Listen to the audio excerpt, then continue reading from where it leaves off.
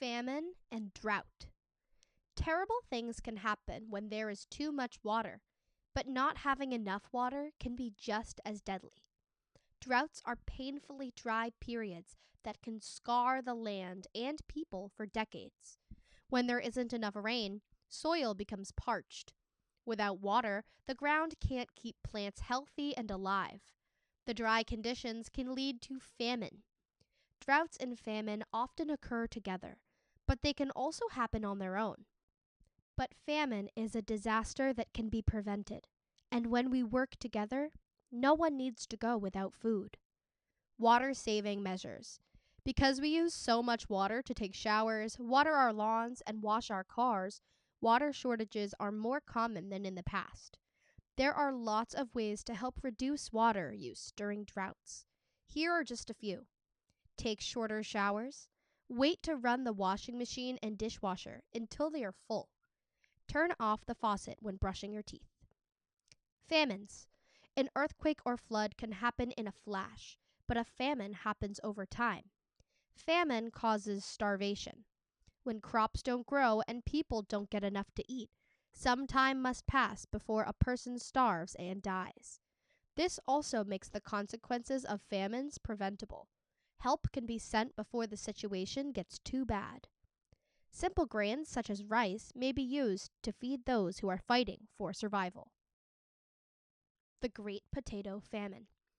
In the early 1800s, the people of Ireland fed their families with potatoes. Nearly half of the country lived on potatoes. But in the mid-1800s, disease struck the potato plants. The crops failed, and a great famine took hold. People had nothing to eat. Farmers had no way to make money. Over 1 million people died. Another million left Ireland to make their homes in places with more food. Many moved to the United States to make new lives for themselves. A changed Ireland. Many things changed for Ireland as a result of the Great Potato Famine. People were angry that the government did not do more to help the people who were starving. They changed the laws to help the poor and hungry. Coming to America. The Great Potato Famine began a heavy wave of immigration to the United States. It started in the mid-1800s and lasted until the early 1900s. By 1921, Ireland had lost nearly half its population. Heat wave. Droughts can destroy the food supply system and make life a struggle, but heat waves can cause just as much damage. In 2003, a horrible heat wave hit Europe.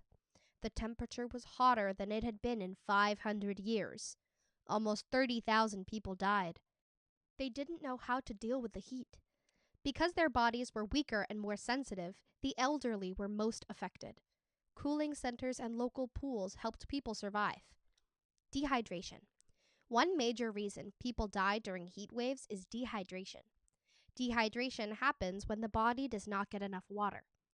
During a heat wave, the body sweats to cool off, but sweating causes the body to lose water. Drinking lots of water can prevent dehydration. European summer. The summers in most European countries are mild. Homes and buildings are often old and don't have great insulation. And since even hot summer months tend to have cool evenings, many homes and buildings don't have air conditioning. Without air conditioning, extreme heat can be hard to live through. Disaster from within. Sometimes a disaster doesn't come from above us or below us. Sometimes the disaster comes from inside us. Diseases can wipe out plants, animals, and people. Diseases spread in many ways. An epidemic occurs when a disease spreads throughout a wide area. But sometimes diseases spread around the whole world. This is called a pandemic. In turn, scientists are discovering new ways to treat these threats, and people are finding new ways to thrive. Evolving enemy. Diseases are frightening because they are always changing. The viruses that attack our bodies today will not be the same next year or the year after. Each time new types of diseases appear, scientists develop new techniques for treating them. Too much help? Some scientists think we overuse antibiotics. These medicines help us when we have infections. But diseases change. so it becomes harder to treat them with the same medicine. The Black Death. Europe in the 1300s was haunted by an unforgettable disease. The Black Death spread through the land, causing terrible skin sores, cramps, fever, and weakness. The disease began in rats and mice. These rodents carried fleas. With a bite, the fleas infected humans. Over 25 million people died. Mass graves were dug to bury hundreds, sometimes thousands, of bodies. Ring Around the Rosie. Some people think the song Ring Around the Rosie comes from the time of the Black Death. During the plague, people placed roses and posies in their pockets and in the mouths of the dead to cover up the smell of the dead bodies. Plague prevention. The Black Death is what people called the bubonic plague in the 1300s. Today, it is virtually non-existent. If, by chance, someone gets it, the doctors know how to treat it. They can even give people close to the infected person a vaccine to make sure it doesn't spread. In the 1300s, doctors wore long robes and beaked masks as they visited patients infected with the plague. A frightening flu. Pandemics are not a thing of the past. The 20th century hosted one of the worst pandemics in history. Between the years 1918 and 1920, over 500 million people across the world got the flu. The influenza pandemic began in the spring of 1918. Soldiers traveling between the United States and Europe during World War I spread the disease. The flu virus changed and hit in 3 waves. The second and third waves were deadlier than the first. By late 1919, the virus had killed between 20 and 40 million people around the world. Today, vaccines can prevent people from getting the flu. Today's flu vaccine and modern medicine are able to treat many illnesses quickly, easily, and safely. Airborne germs. Before air travel was common, most diseases were contained by oceans. Today, people can travel around the world in a single day. Planes can transport diseases quickly from one place to another. That makes it easier for a pandemic to break out. During influenza outbreaks, any large buildings, such as train stations or schools, may be used to house patients when hospitals are overflowing. Protection. During the flu pandemic, people wore white gauze masks when they were in public. This helped stop the virus from entering their mouths or noses and prevented infection. Present-day pandemics. Officially known as H1N1, this virus is also called swine flu or pig flu because it appears to have spread from pigs to humans.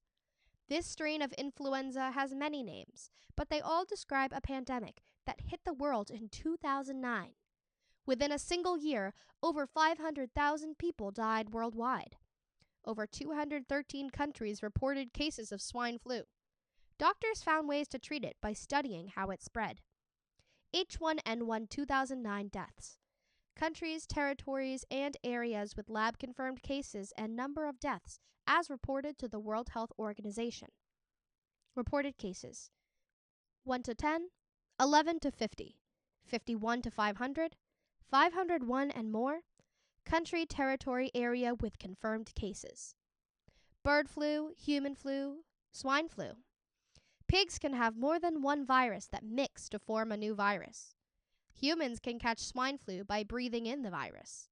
Humans can spread the virus to one another. Learning from disaster. Nature can be deadly as it is beautiful. Earthquakes, tsunamis, and fires are only some of the natural forces that have claimed lives. These disasters haunt us, but it's in the face of a disaster that we learn how strong we really are. Experts around the world are studying how to predict disasters and find new ways to rescue those who are in trouble.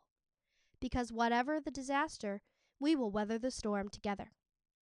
Scientists may learn more about how to predict the next disaster. New medicines may be developed. Bridges can be built stronger.